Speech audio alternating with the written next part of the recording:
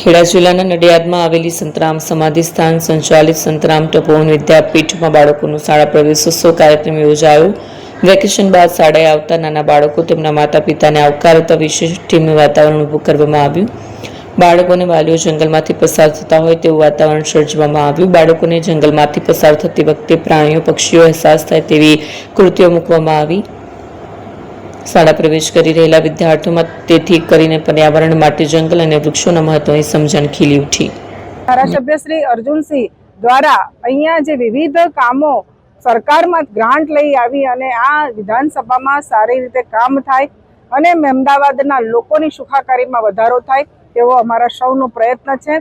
અને એની સાથે સાથે અમે વૃક્ષારોપણ માટે પણ જે ગ્રીન કવર આપણે વધારવું જોઈએ એના માટેનો પણ પ્રયત્ન કરી રહ્યા છે। માટે અમારો વૃક્ષારોપણના કાર્યક્રમો પણ અવિરત ચાલુ રહેવાના છે।